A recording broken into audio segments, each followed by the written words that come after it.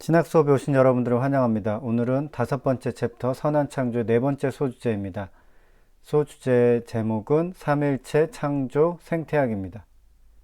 세 개를 다 연관시켜서 하는 거예요. 생태계 위기에 맞서서 창조를 어떻게 이해할 것인가, 이 문제를 이제 삼일체로 풀어보려고 하는 것이죠. 오늘 내용을 다루기 전에 광고를 하나 합니다. 모두를 위한 신학 강의라는 제목을 붙였는데요.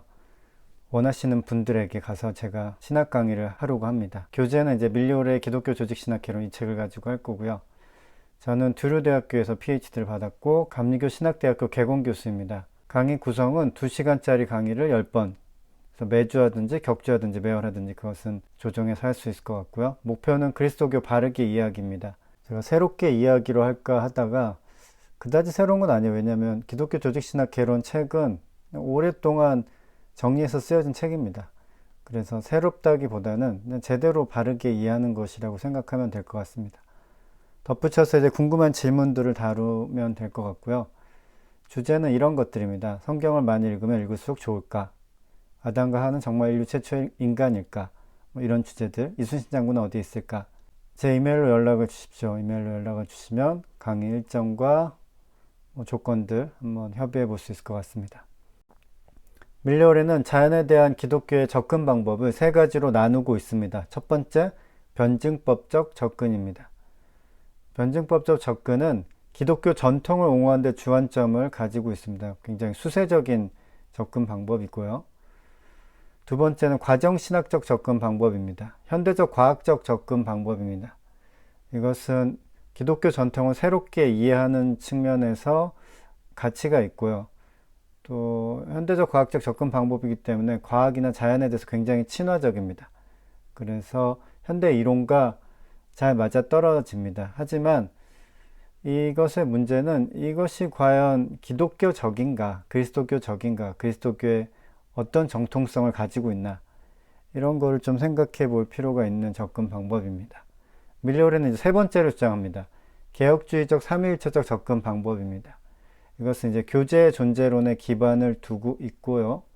삼위일체 하나님이 사실 설명하기는 굉장히 어려운데 기본적인 성격은 교제의 중요성을 강조하고 있습니다.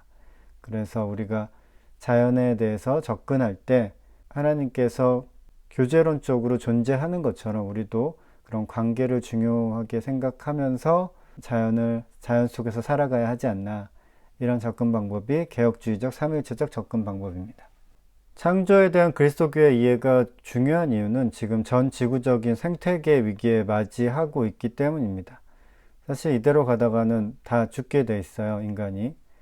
인간뿐만이 아니라 많은 생물종이 인간 때문에 같이 멸종하고 있습니다.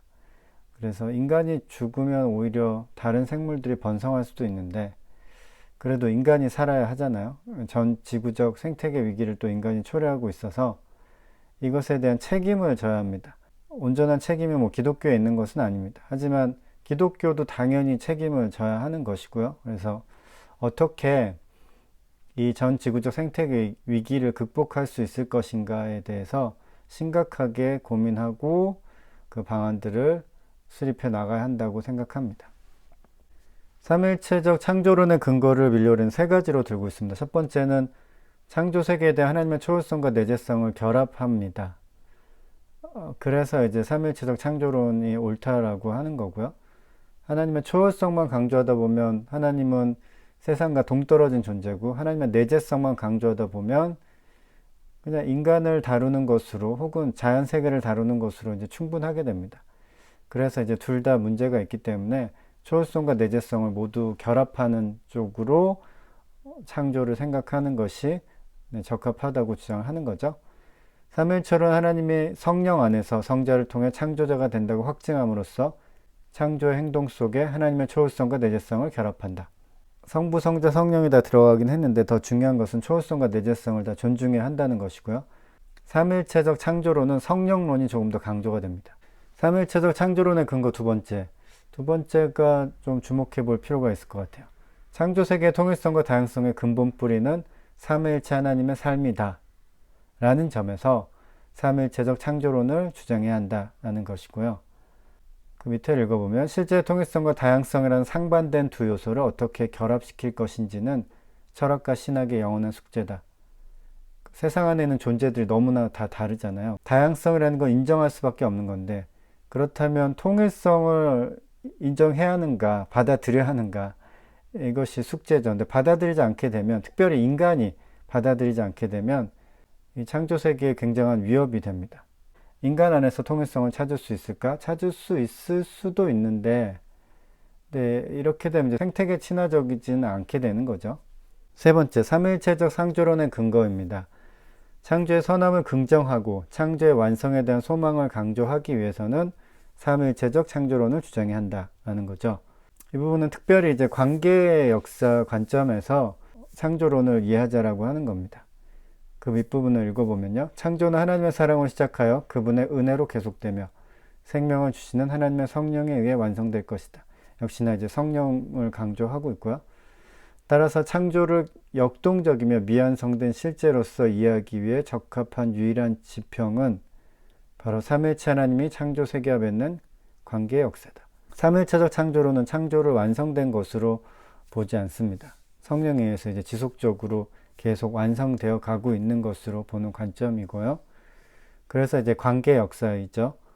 관계 역사를 통해서 지속적으로 창조적인 완성을 향해서 나아가는, 거기에 이제 인간도 협력해야 하는 그런 관점이 이제 삼위일체적 창조론입니다.